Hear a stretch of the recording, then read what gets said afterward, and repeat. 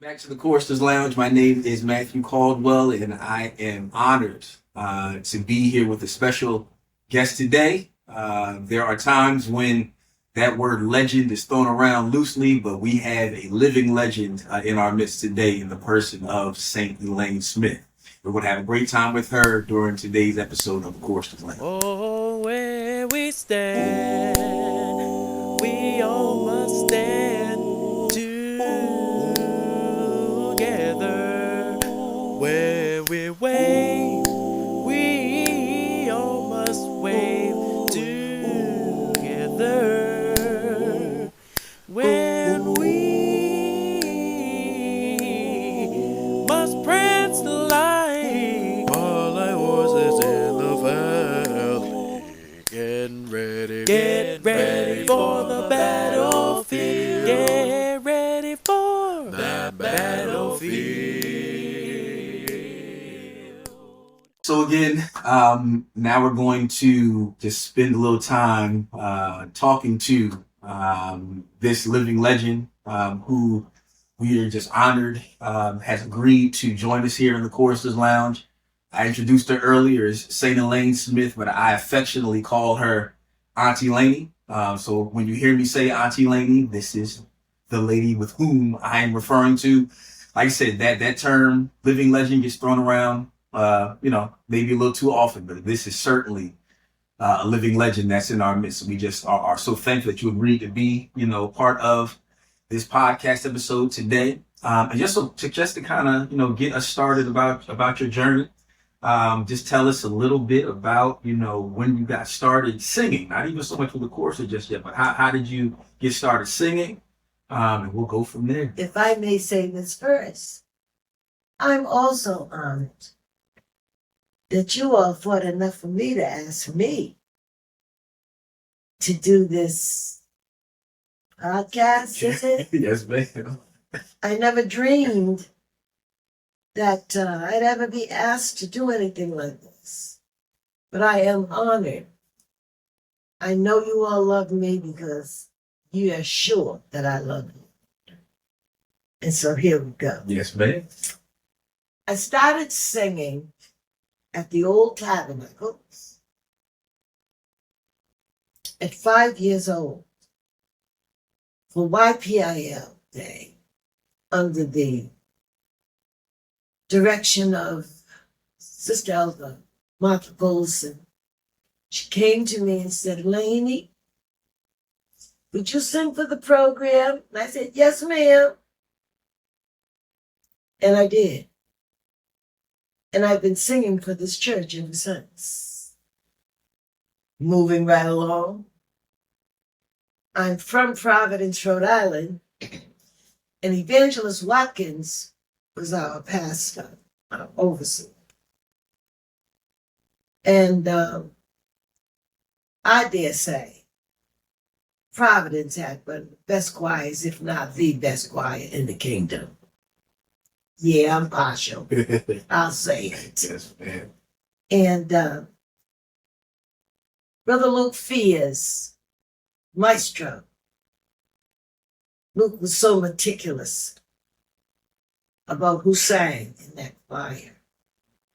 So, of course, I was blessed for them to ask me to sing solos when the singers went out to do different gigs, And I was only 8 years old, What?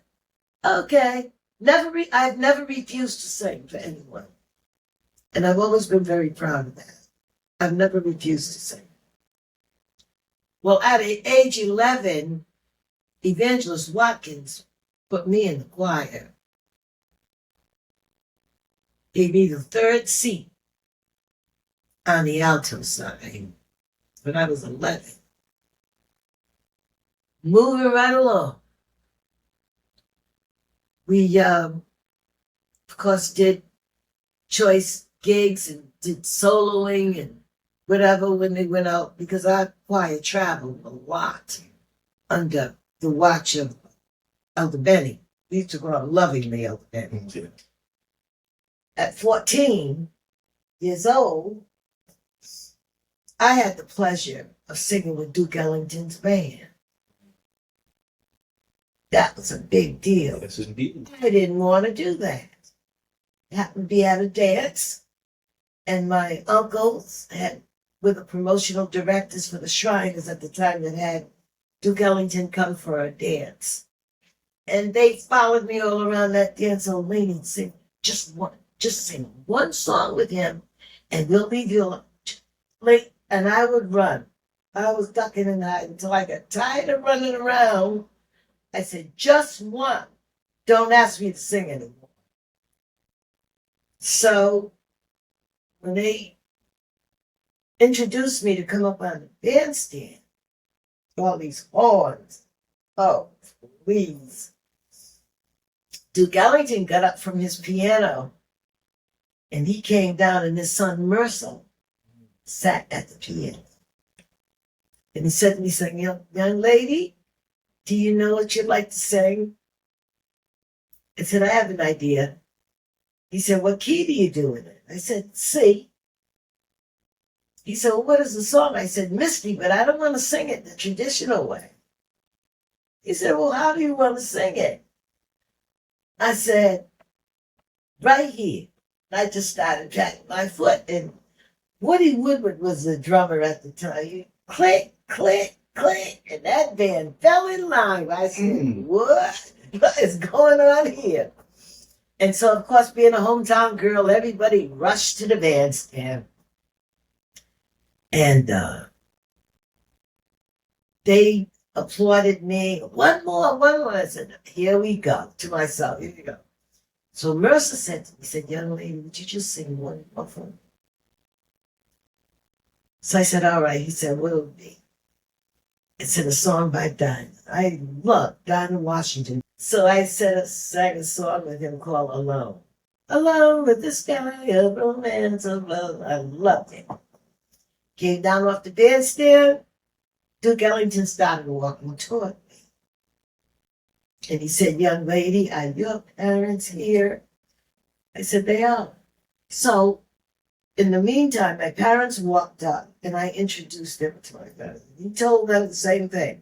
He said, if you'd allow it, I promise you, she'd never be on the bus with the guys. She'd always travel with me and my wife. We'll set up schooling for her, trust funds, all of that. I'll take care of all of that. So he said, what do you think about that? I said, I have to think about that. It's not so much what my parents think. I have to think about if this is what I want to do. So, time went by. He called my house.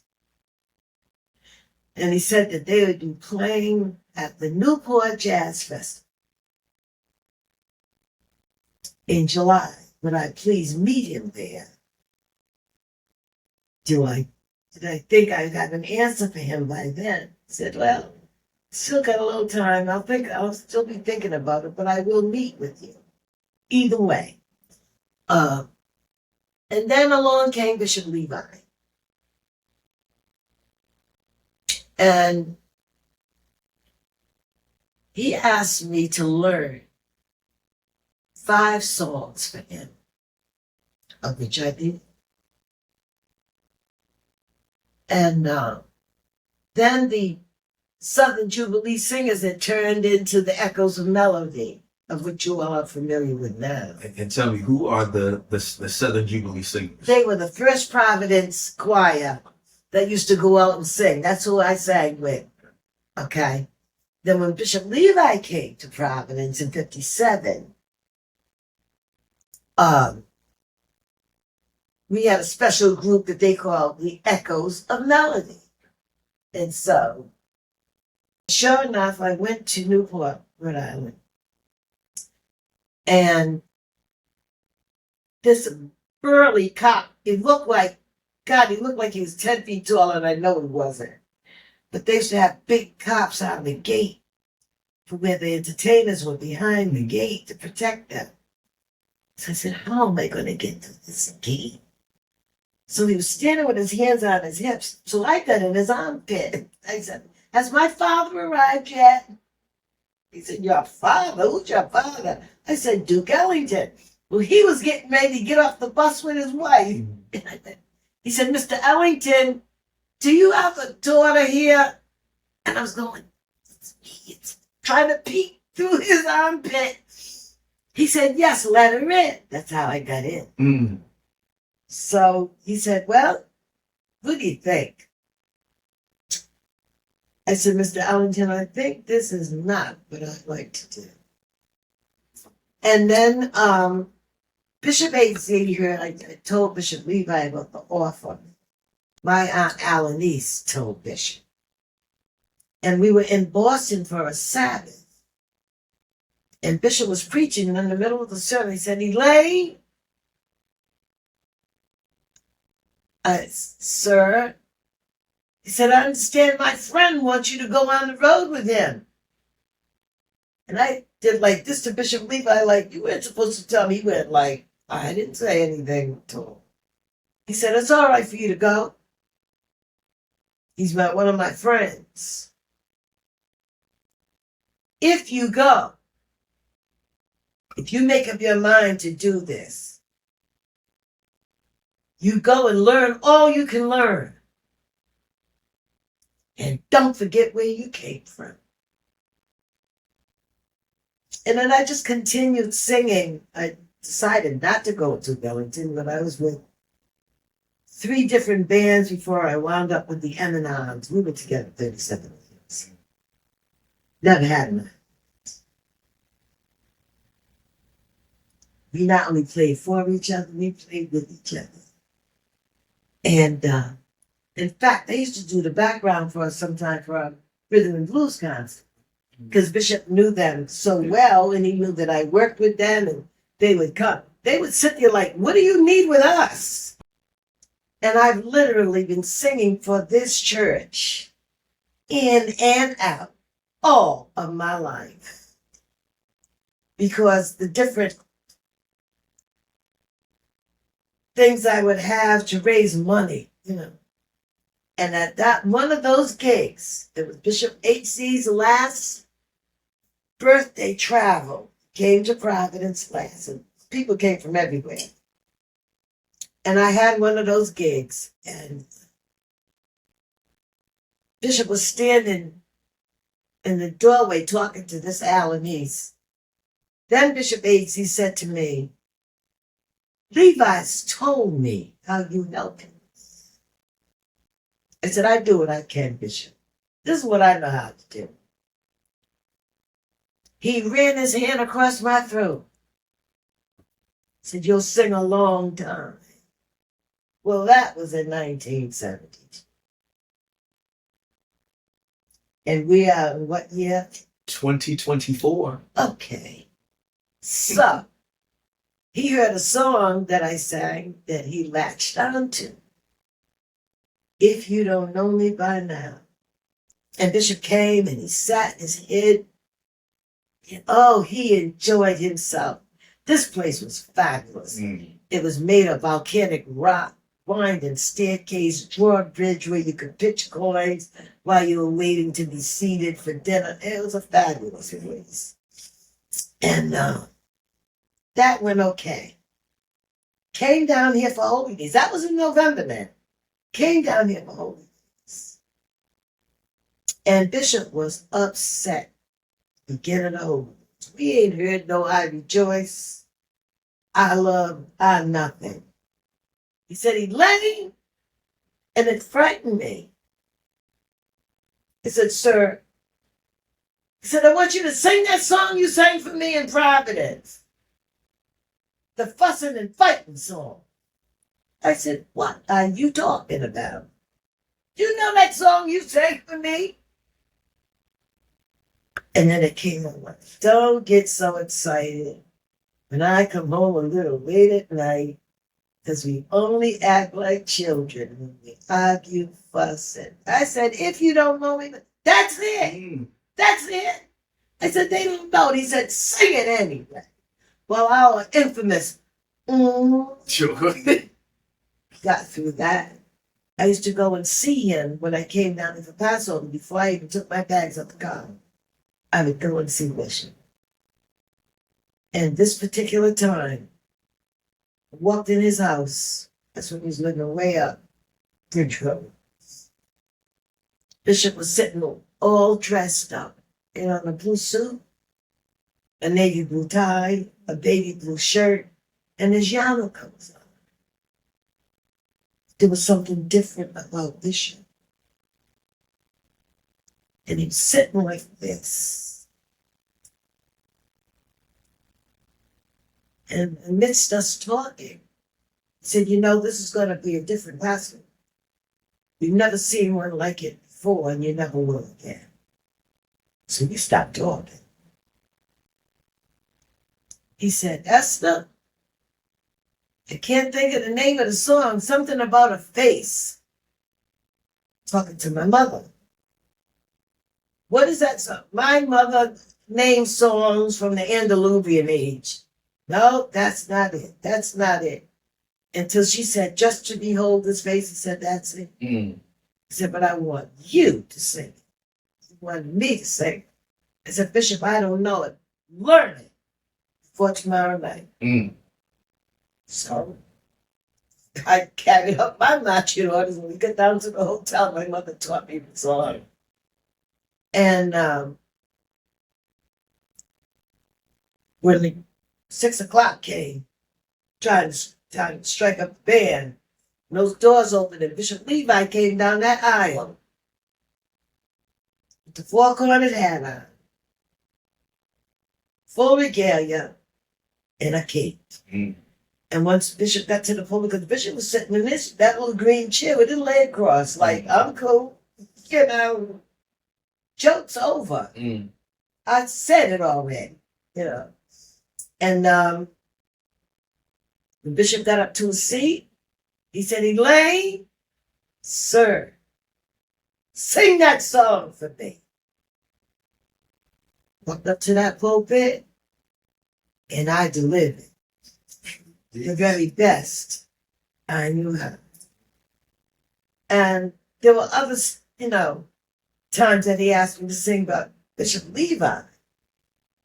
We had this thing for Providence, so let me hear such and such a thing. It would bring his mind back, you know, to Providence or whatever.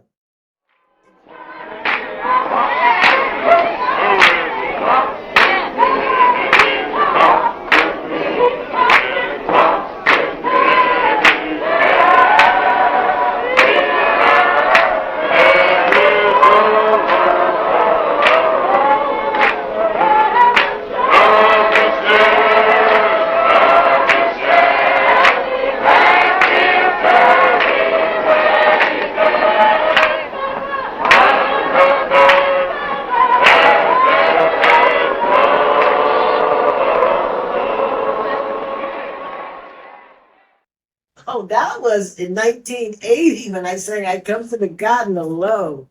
And, of course, the house was rocked. That was crazy. They acted like they were in a joint that day. I hate to say it, but it's true. That was some day. Because it was a year that Bishop H.E. had passed.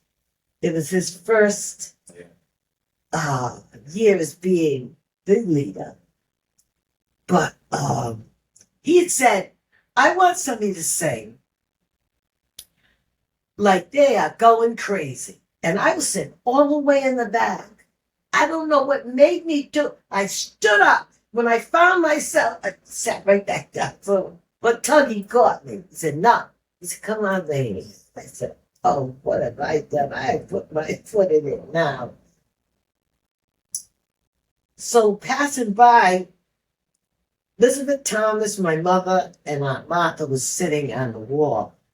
And Liz reached down, she said, lady, sing that song like you sang it last Friday night in service. I said, oh, that might work. Because I tried that at home. Okay. With a beat. Because I kept I come to no, it's got to be another way. So I just started clicking. Because Bishop always got after me with snapping my fingers. But that's my metronome. Not doing it to be, I know I'm not in a joint or anything like that, but that sets my pace, you know. When I started that, Jimmy Speller almost lost his mind. But I did, it's so sweet, he went nuts. So by this time, everybody's standing up. When I finished the song, I came down the stairs going back to my seat. And so Elder Stevens, time he said, Laney, Bishop wants you. So I turned around and went and stood at the foot of the pulpit. And he leaned over from the top and said, how do you feel? I said, hot and tired, because that place was jamming. And it was packed. And he said to me, are you afraid of me? I said, right now? No, I am not. He said, well, come on back up here and let's do this together. So we was holding hands, and by this time, Bishop had his fingers, he was popping, and that little red miter, the little ball on his miter was just moving. He said, let's do this like we would have done it in Providence. And man, he was moving. I got the biggest kick out of that. But in the meantime, after Bishop left, of course, we had several different pastors. First of all, Elder Mangana, Preston Mangana, asked me if I'd be the chorister. This we're talking about. He was assigned. What year are we looking at? Well, Bishop came. Let me see. Bishop left in 75. So John Mott was there for a while. Evangelist John Mott was there for a while. Then came Preston Mangana. So I'll say was in the 80s. It was in the 80s that Preston Mangana asked me to be chorister. I told him that I would do it best I could. Because I was having concerts with the Echoes of Melody and not being a chorister. We were making big money. And then along came J. David Morrison, but he's the one that gave me my rosette. Victor Brown made my first friend. And It's still the 80s. Okay. And moving right along. Yes, ma'am. Along came 2000. And I moved down here. I moved from Providence to Belleville. And then, of course, when Bishop Crowley got in, oh boy, he used to call me all the time before he was the leader, because he had a tape. He had a tape of me singing. And he said, I play it every day. Play it every day. But I think my saddest song, because I don't remember singing it, was at Bishop Levi's funeral. I don't remember singing My Way at Bishop Levi's funeral. Well, when Bishop Crowley brought Bishop Levi's body in, he had on his grandfather's hat, August Crowley, back green. All of a sudden, he went in the back and came out with the war helmet on. I said, uh-oh. So he leaned out to Aaron and Cecil. Who's singing?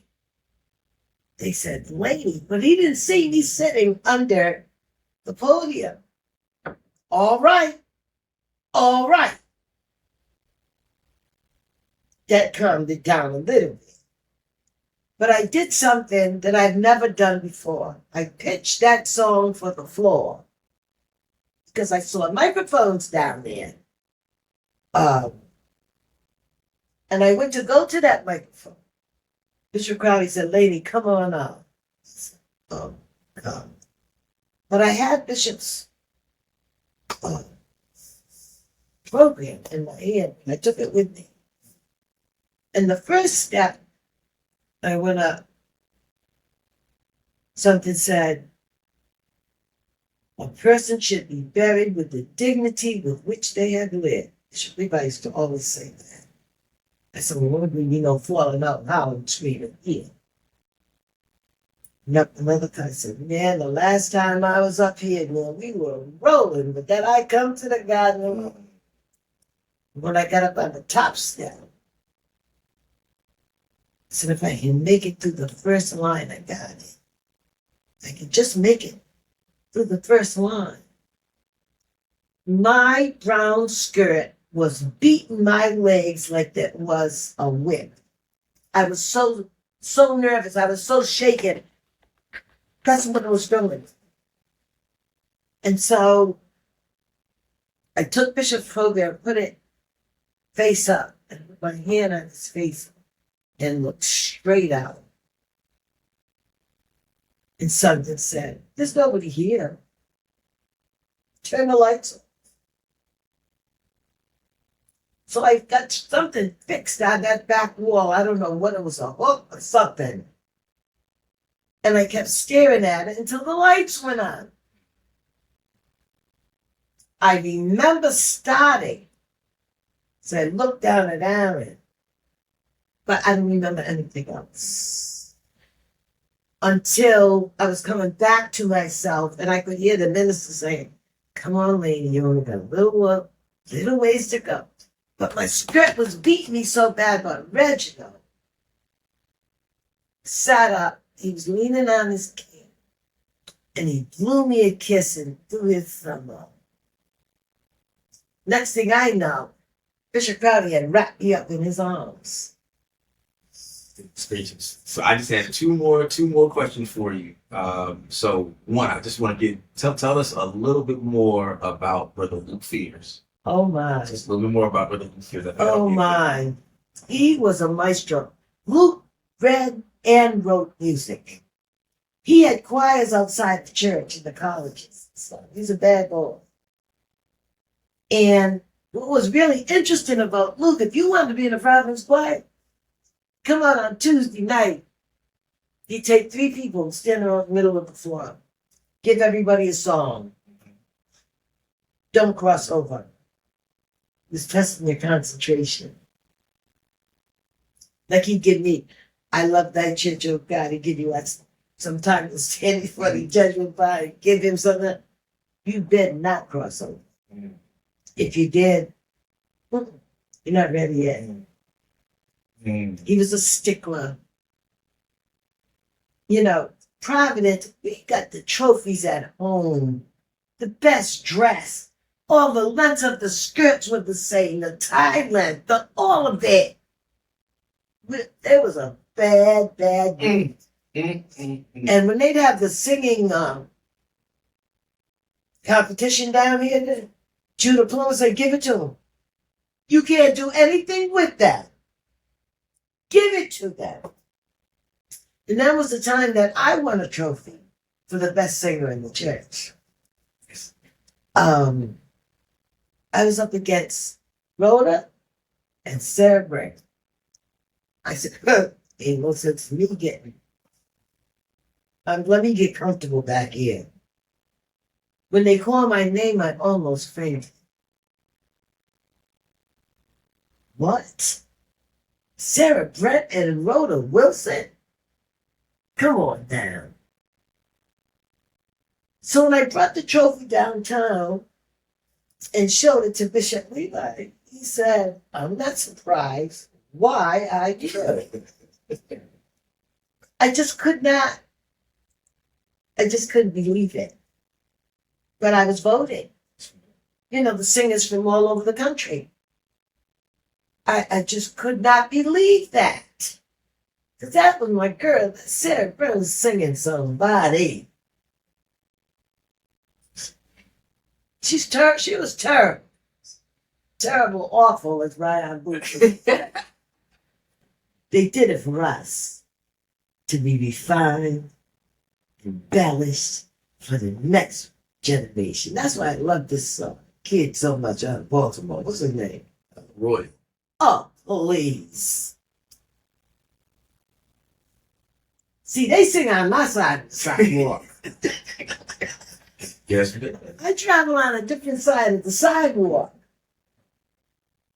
And his approach is fabulous. They're so even. Their harmony is so even. You can't tell who's singing what. If there was anything that you wanted to say to the choristers of today, what would you say to us? First of all, if you are the main chorister or a chorister, you've got to love the people that you're working with. You've got to love your people and treat them right. That's what I loved about Tiger Stevens. He would come out, say the night and go up and down the aisles, and I'm so glad to see you. I'm so glad. Those folks would take the roof off for him because of a kind spirit and a smile. You're not paying us. We do this because we love it, and we're doing it the very best we can. And a chorist's job is to see to it that we're comfortable and safe enough to pull it off. Ain't nothing wrong with loving each other. I was blessed to be able to sing for these men. It was a privilege to sing for the prophet. Come on. It don't get no better than that. At their request. That's why till yet, when I'm asked to sing, my head is down, going up. My head is down, coming down. My prayer going up is that God will be pleased with the gift that he's given me to serve his prophet. End of story. Bishop, for the first 5 years of his reign, he had me close the Passover with my way. Yes, indeed. I'm a witness. So, in the kitchen, elbow deep in baked macaroni. We'll sing until she gets here. Go ahead now. What has he got? He's not himself. And he has not to say the thing he truly feels. And nothing worse.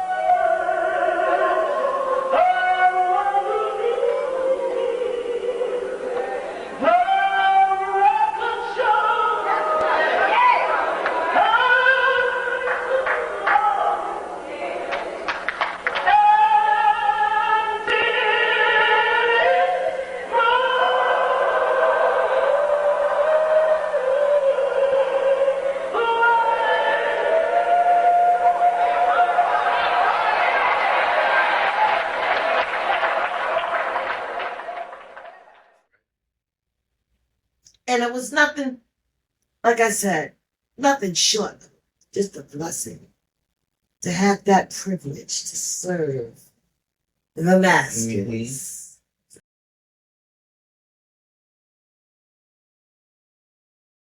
All right, so we've come to this segment of today's episode where we're going to jump into our song association game. So just a reminder about what this song association game is. So we're going to throw a few words out to Auntie Elaine here and just see what comes out of those particular words from just her mind. The first word I'm going to give her, we'll see what happens. If I were to say the word garden, what comes to mind? I come to the garden alone. Alone while the dew is still on the roses, and the voice I hear calling on On my knees, the Son of God is calling, and he walks with me, Lord, and he talks with me, and he tells me I am his own, I am his own, and the joy we share as we tarry there.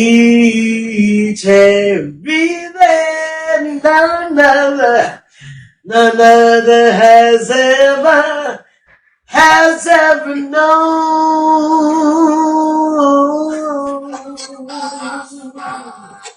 My Lord, my Lord, my Lord, my Lord. All right. So that's song number one. Let's go with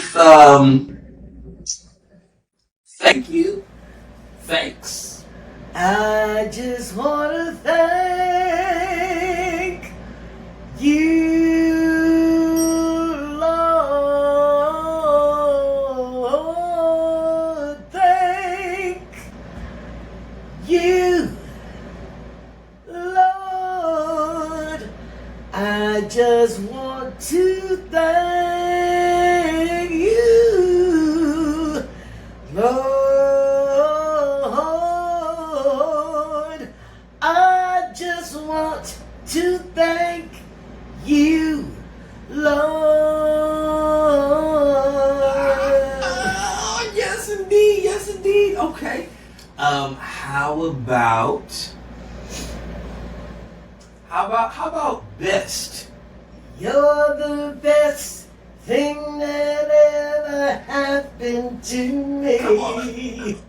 You're the best thing that's ever happened to me. You're the best thing that ever happened to me.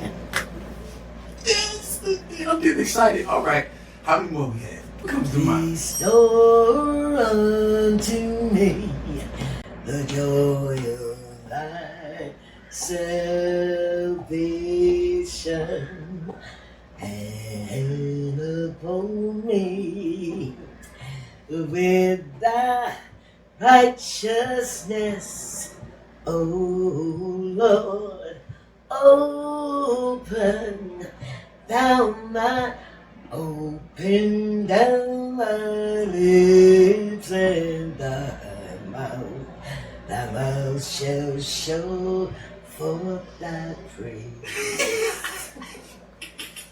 All right. So here's one. Here's one. Midnight.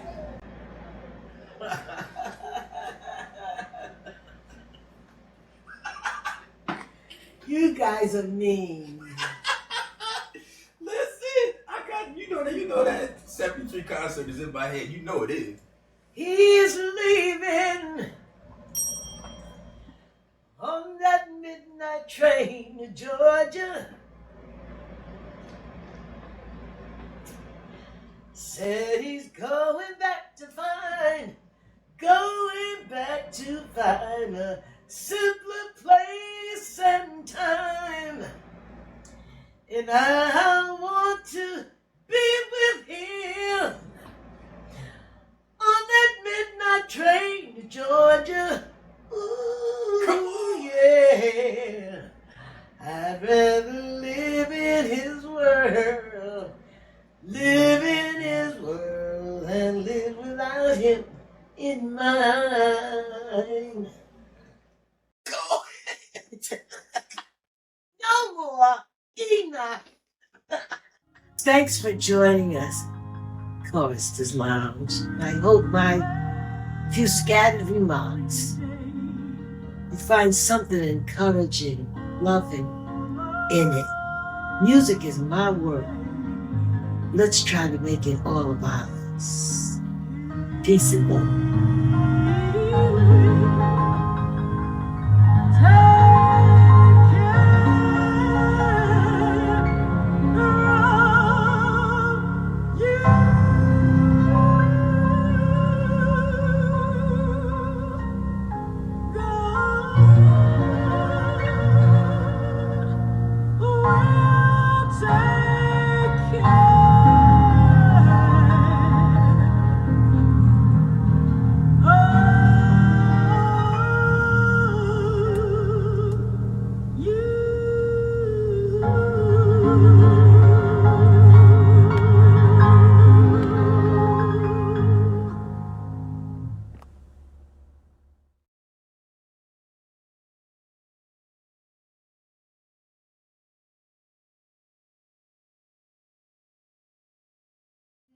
Two